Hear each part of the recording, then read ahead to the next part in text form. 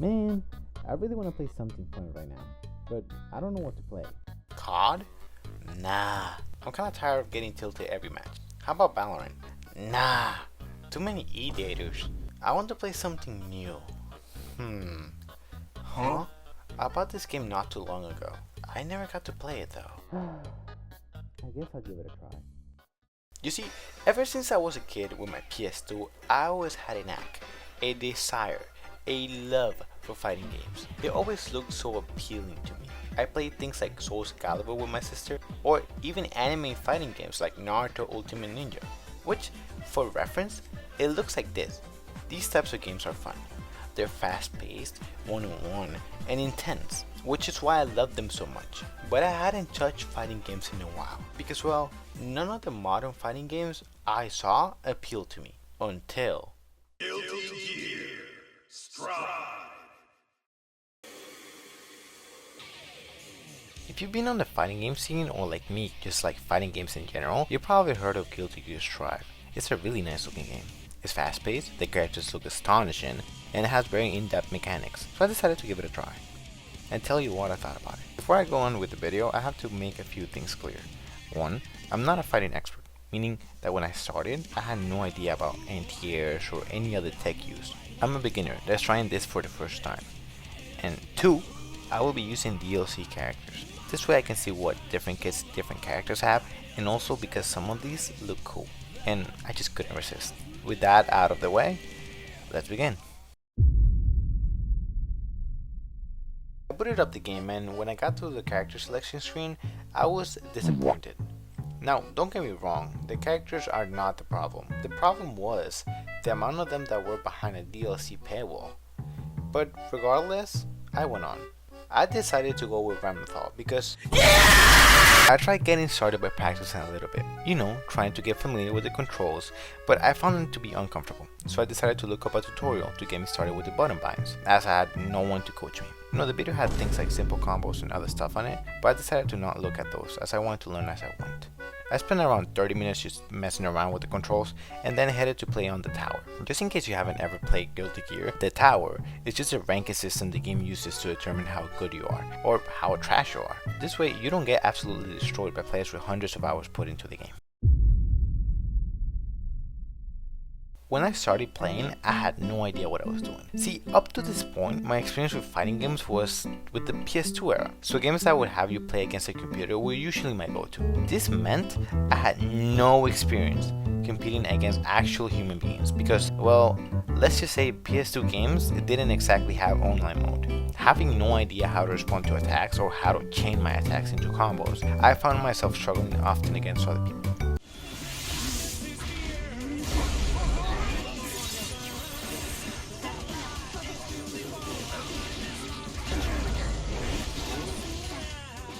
Thankfully, Ramlethal had something really good going for her. That was range. See, while other characters rely on being close to your opponent in order to chain attacks or even land attacks, Ramlethal is able to keep people at bay with her two goddamn massive swords. 1, 2, 3, 4. Oh! Nope, nope, nope. Nope, nope, nope. What are you aiming at?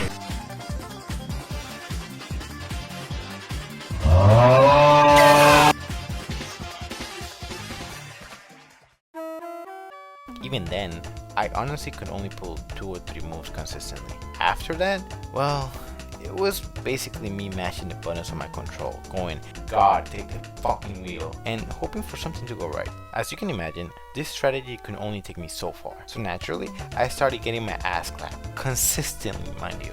So I decided to end that day's session and continue another day. Keep practicing another time. And so I did for 2 more days, repeating the same routine. Practice a little bit, play a little bit, rinse and repeat until the 3rd day, where I turned off the game and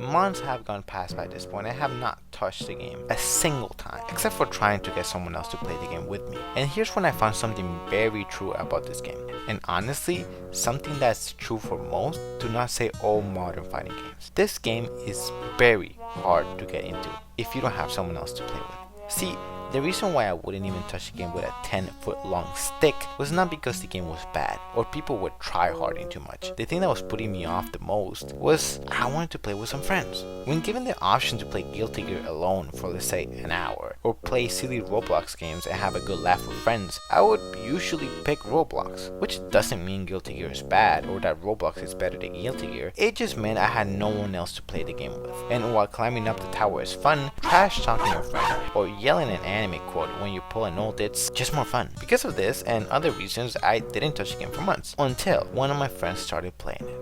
And then, here's when things truly picked up. I picked up the game once more, and now with someone else to play with me, this became really fun. I practiced moves, experimented wild shit, and absolutely destroyed my friend. And when I mean destroyed, I mean clapped her cheeks left and right. It was so fun. Having someone else to play with also meant learning how to play together.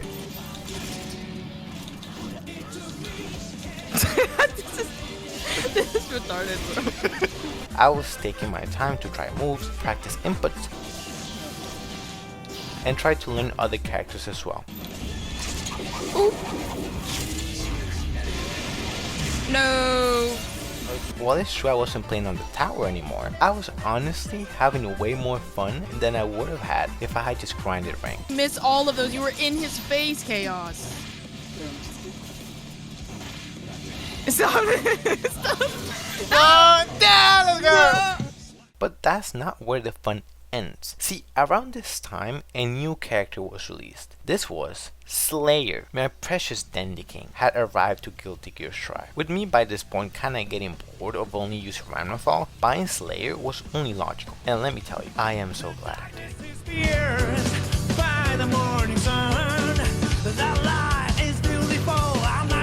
I want to dedicate a small section of this video to Slayer because, well, he fucking slays. Remember when I said Ramnathal's main advantage was range? Well, let's forget about that, because Slayer's whole deal is getting close and personal, dealing huge amounts of damage. Not only that, but he also comes equipped with great pressure tools, such as the Mappa Hunch, or moves that give you a wide range of options to choose from, such as the Dandy Step.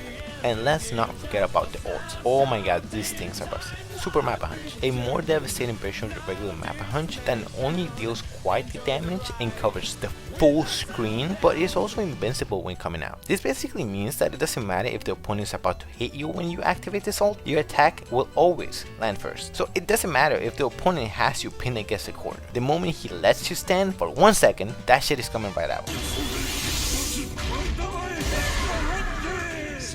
Also very silly when ending a round with it. Last Horizon. This move puts the fear of God into your opponent. It doesn't matter if half of the health bar is still intact. The moment this move connects, they can say goodbye to it. While it's really hard to connect by itself, the moment you combine it with almost every combo on Slayer's arsenal, your opponent is cooked.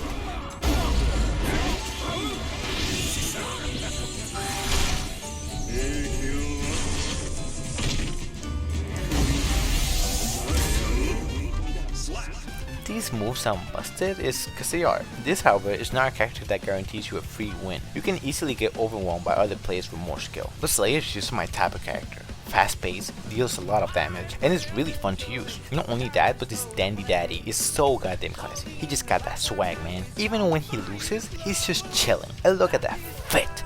Man, he just tickled. If you can tell, I love Slayer. And so Ramnathal went out the window. Very quickly. After buying him, I immediately went to the tower to test him out. And, well...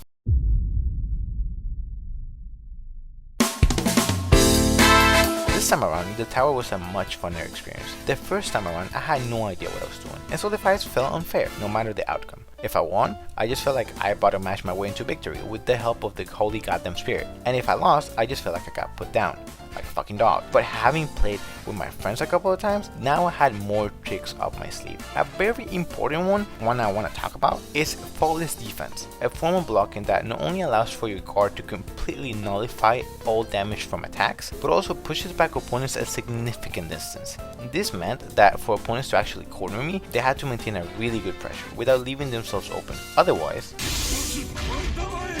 as I kept playing, I realized that having played with my friends so much had helped me out a lot. So much so that I was completely smoking everyone on the lower floors. And for the exception of a few players, everyone had no idea what they were doing. So I quickly rose up the floors with my dandy daddy, pulling shit like this, or like this. But every time I rose up a floor, I could tell people were getting better and fights were getting tough. By this point, I was encountering players that had put a significant amount of time in the game, and it showed.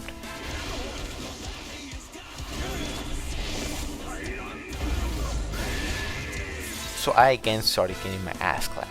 However, this time was different. You see, this time I knew what I was doing. So for every time I got defeated, instead of shaking my head not knowing what happened, I instead learned from my mistakes and applied what my opponent was doing. This match, for example, this guy was using Roman Cancel so many fucking times, it was driving me insane. He kept chaining different moves and Roman cancels in order to extend his combos, not giving me a chance to escape. So I responded doing the same thing, thus learning a good use for the Roman cancel and how it worked, a move that by this point I wasn't using at all.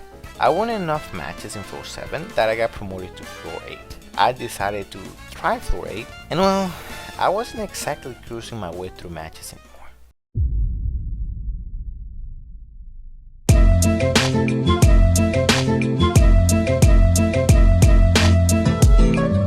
By the time I reached floor 8, I realized I had reached my skill ceiling in this game, which brings us to now. As of recording this, I am stuck in floor 8.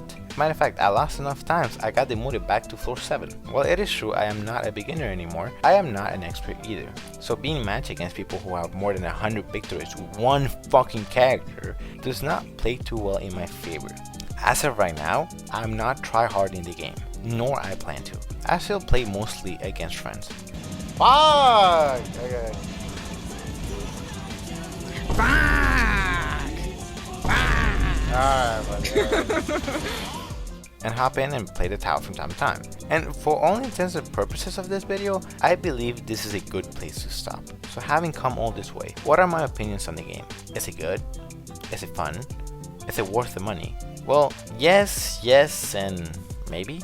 See, the biggest problem I have with this game is the ability to get into it. While it does look very good visually, if you're not a fighting game enjoyer or someone that has friends to guide them along the way, most likely than not, you'll pick up the game, get on the tower, get your cheeks clapped, have no idea what happened, and turn off the game. Like I said before, this game is way more enjoyable if you have friends to either guide you along or to learn together with. And this is due to something that I didn't touch on before because, well, this is something I feel like is a big issue in a lot of fighting games. That is skill cap. And while a lot of people might say, just get good, bro. If you have no one to practice with, the only real way to learn is by either spending a significant amount of time practicing or just learn by trial and error. Which, let's be honest, this can get very boring and very frustrating too, which is why I dropped the game for a few months. It's not fun having no idea what you're doing, and if you want to play this game casually, you most likely do not want to watch multiple tutorials to have an idea of what to do. If you want a challenge by trying a completely different genre of games, or you're just a fighting games enjoyer, I absolutely recommend this game. Characters designs are incredible, mechanics are very solid, and most of all, it's a very fun game to play. Don't get me wrong, I really love this game. It's a really good game, well worth the money.